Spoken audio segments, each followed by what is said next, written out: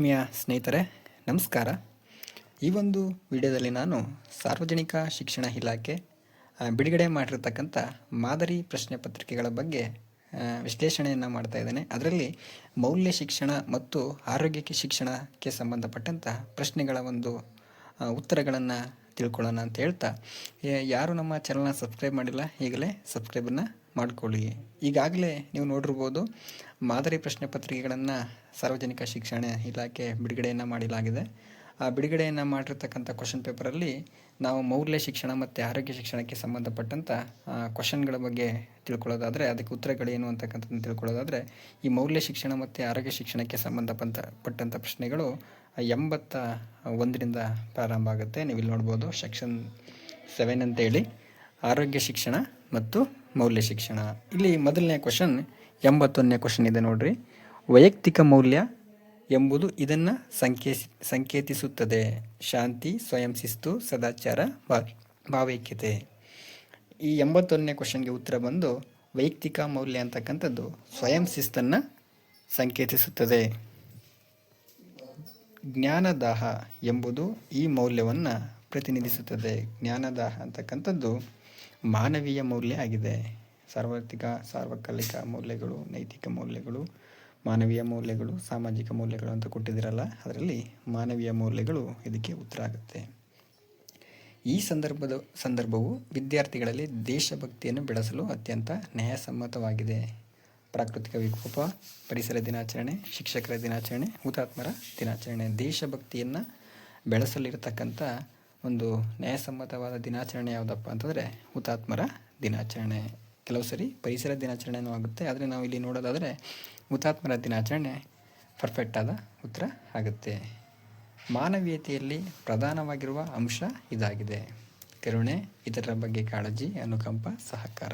ಇದಕ್ಕೆ ಸಂಬಂಧಪಟ್ಟಂತೆ ಉತ್ತರ ಮಾನವೀಯತೆಯಲ್ಲಿ ಕರುಣೆ ಅಂತಕ್ಕಂಥದ್ದು ಪ್ರಧಾನವಾಗಿರ್ತಕ್ಕಂಥ ಅಂಶ ಆಗಿರ್ತದೆ. ಚರ್ಚೆಗಳ ಮೂಲಕ ಪದ್ಯಗಳ ಕಥೆಗಳನ್ನು ವಿಮರ್ಶಿಸುವಂತೆ ಮೌಲ್ಯ ಶಿಕ್ಷಣದ ಬೋಧನೆ ವಿಧಾನ ಯಾವುದು ಅಂತಂದರೆ ಪ್ರಾಸಂಗಿಕ ವಿಧಾನ. ಪ್ರಾಸಂಗಿಕ ವಿಧಾನ ಇದಕ್ಕೆ ಉತ್ತರ ಆಗುತ್ತೆ. ಇನ್ನು ಎರಡನೇ ಕ್ವಶನ್ 86ನೇ ಕ್ವಶನ್.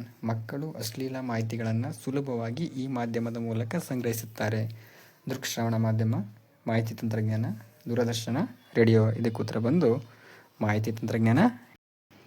ಇನ್ನು 87ನೇ ಕ್ವಶನ್.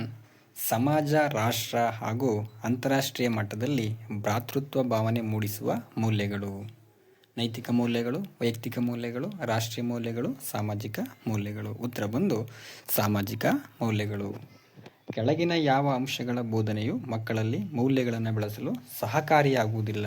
ಯಾವ ಅಂಶ ಮಕ್ಕಳಲ್ಲಿ ಮೌಲ್ಯಗಳನ್ನು ಬೆಳೆಸಲು ಸಹಕಾರಿಯಾಗುವುದಿಲ್ಲ ಅಂತೇಳಿ? ನಾಗರಿಕ ಸ್ವತ್ತಿನ ರಕ್ಷಣೆ, ಸಂಪತ್ತು, ನಾಗರಿಕತೆ, ಸಂಸ್ಕೃತಿ ರಕ್ಷಿಸುವುದು ಮಕ್ಕಳ ಆದ್ಯ ಕರ್ತವ್ಯ, ಜವಾಬ್ದಾರಿ. ವೈಯಕ್ತಿಕ ಮೌಲ್ಯಗಳ ಬೆಳೆಸಿಕೊಂಡಲ್ಲಿ ಮಾತ್ರ ಮಕ್ಕಳು ತಮ್ಮ ಜೀವನದ ಸಾರ್ಥಕತೆಯನ್ನು ಸಾಧಿಸಲು ಸಾಧ್ಯ. ಸತ್ಯ, ಶಾಂತಿ, ದಯೆ ಇವು ಎಂದಿಗೂ ಬದಲಾಗದ ಸಾರ್ವಕಾಲಿಕ ಮೌಲ್ಯಗಳಾಗಿದೆ. ಇಲ್ಲಿ ಕೇಳಿದರೆ ಕ್ವಶನ್ ಏನಪ್ಪ ಅಂತಂದರೆ, ಈ ಕೆಳಗಿನ ಯಾವ ಅಂಶ ಬೋಧನೆಯು ಮಕ್ಕಳಲ್ಲಿ ಮೌಲ್ಯಗಳನ್ನು ಬೆಳೆಸಲು ಸಾಧ್ಯವಿಲ್ಲ? ಎಲ್ಲ ಕೂಡ ಮೌಲ್ಯಗಳನ್ನು ಬೆಳೆಸುತ್ತೆ. ಆದ್ದರಿಂದ ಇದಕ್ಕೆ ಉತ್ತರ ಬಂದು ಮೇಲಿನ ಯಾವುದು ಅಲ್ಲ. ನೀತಿ ಅಂದರೆ ಏನು? ಒಳ್ಳೆಯ ನಡತೆ ಮತ್ತು ಸದಾಚಾರ, ಅಹಿಂಸೆ ಮತ್ತು ಶಾಂತಿ, ಸಹಕಾರ ಮತ್ತು ವೃದ್ಧಾಪ್ಯದ ಬಗ್ಗೆ ಗೌರವ, ಕರುಣೆ ಮತ್ತು ಅನುಕಂಪ. ನೀತಿ ಅಂದರೆ ಒಳ್ಳೆಯ ನಡತೆ ಮತ್ತು ಸದಾಚಾರ. ಆಪ್ಷನ್ ಎ ಉತ್ತರ ಆಗುತ್ತೆ. ಮಕ್ಕಳಲ್ಲಿ ನೈತಿಕ ದೌರ್ಬಲ್ಯಕ್ಕೆ ಕಾರಣವಾಗಿರ್ತಕ್ಕಂಥ ಅಂಶ ಯಾವುದು? ಶಾಂತಿ ಮತ್ತು ಅನುಕಂಪ, ಅಭದ್ರತೆ ಮತ್ತು ಶಾಂತಿ, ಭಯ ಮತ್ತು ಅನುಕಂಪ, ಭಯ ಮತ್ತು ಅಭದ್ರತೆ. ನೈತಿಕ ದೌರ್ಬಲ್ಯಕ್ಕೆ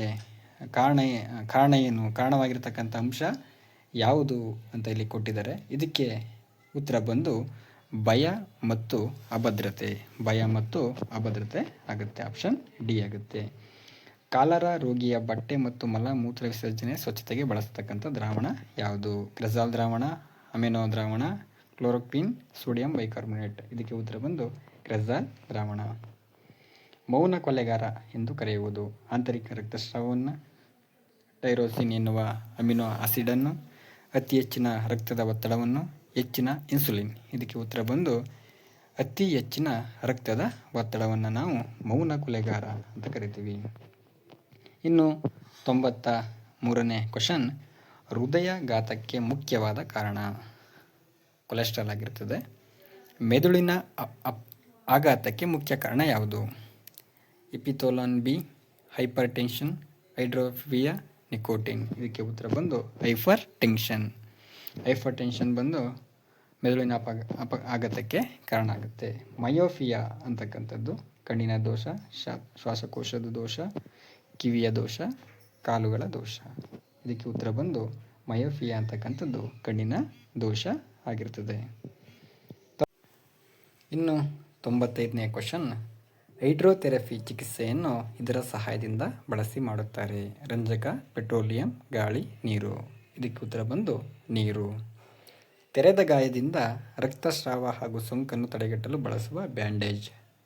ಚಿಟ್ಟೆಪಟ್ಟಿ, ಒತ್ತಡದ ಬ್ಯಾಂಡೇಜ್, ಇಲಾಸ್ಟಿಕ್ ಕ್ರೇಪ್ ಬ್ಯಾಂಡೇಜ್, ರೋಗಾಣುರಹಿತ ಸುರುಳಿ ಬ್ಯಾಂಡೇಜ್. ಇದಕ್ಕೆ ಉತ್ತರ ಬಂದು ಒತ್ತಡದ ಬ್ಯಾಂಡೇಜ್. ಇನ್ಸೆಡ್ ಎಂಬುದು ಈ ಗಾಯಕ್ಕೆ ಸಂಬಂಧಿಸಿದಾಗಿದೆ. ಸೀಳು ಗಾಯ, ಹರಿದ ಗಾಯ, ಮೂಗು ಗಾಯ, ಚುಚ್ಚು ಗಾಯ. ಉತ್ತರ ಬಂದು ಸೀಳು ಗಾಯ. ಇನ್ನು 98ನೇ ಕ್ವಶನ್, ಡಿ ಜೀವಸತ್ವದ ಕೊರತೆಯಿಂದ ಬರುವ ರೋಗ. ಬೆರಿಬೆರಿ, ಫೋಟೋಫೋಬಿಯಾ, ಪೈನೋಡಮ್ಮ, ರಿಕೆಟ್ಸ್ ಮತ್ತು ಆಸ್ಮಿಯೋಮೊಲಫಿಯಾ. ಇದಕ್ಕೆ ಬಂದು ಆಪ್ಷನ್ ಡಿ 4 ಆಗಿರುತ್ತೆ. ರಿಕೆಟ್ಸ್ ಮತ್ತು ಆಸ್ಮಿಯೋಮೆಲಾಸಿಯಾ ಆಗಿರ್ತದೆ. ನಿದ್ರಾಹೀನತೆ ಸೂಕ್ತವಾದ ಪ್ರಾಣಾಯಾಮ ಯಾವುದು? ಭಸ್ತ್ರಿಕಾ ಪ್ರಾಣಾಯಾಮ, ಭ್ರಾಮರಿ ಪ್ರಾಣಾಯಾಮ, ಉಜ್ಜಾಯಿ ಪ್ರಾಣಾಯಾಮ, ನಾಡಿಶೋಧನ ಪ್ರಾಣಾಯಾಮ. ಇದಕ್ಕೆ ಉತ್ತರ ಬಂದು ಭ್ರಾಮರಿ ಪ್ರಾಣಾಯಾಮ. ಯೋಗದಲ್ಲಿ ಮನಸ್ಸನ್ನು ಏಕಾಗ್ರವಾಗಿ ಧ್ಯಾನಿಸುವ ವಸ್ತುವಿನೊಂದಿಗೆ ತನ್ಮಯತೆಯನ್ನು ಸಾಧಿಸುವ ಸ್ಥಿತಿಯನ್ನು ನಾವು ಸಮಾಧಿ, ಧ್ಯಾನ, ಧಾರಣ, ಪ್ರಾಣಾಯಾಮ. ಇದಕ್ಕೆ ಉತ್ತರ ಬಂದು ಧ್ಯಾನ.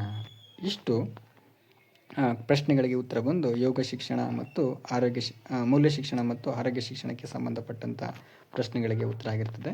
ಇನ್ನು ಮುಂದಿನ ವಿಡಿಯೋದಲ್ಲಿ ಮತ್ತೊಂದು ಪ್ರಶ್ನೋತ್ತರಗಳ ಬಗ್ಗೆ ತಿಳ್ಕೊಳ್ಳೋಣ ಅಂತ ಹೇಳ್ತಾ ಈ ವಿಡಿಯೋನ ಇಲ್ಲಿಗೆ ಮುಗಿಸ್ತಾ ಇದ್ದೀನಿ. ಯಾರು ನಮ್ಮ ಚಾನಲ್ನ ಸಬ್ಸ್ಕ್ರೈಬ್ ಮಾಡಿಲ್ಲ, ಈಗಲೇ ಸಬ್ಸ್ಕ್ರೈಬನ್ನು ಮಾಡ್ಕೊಳ್ಳಿ.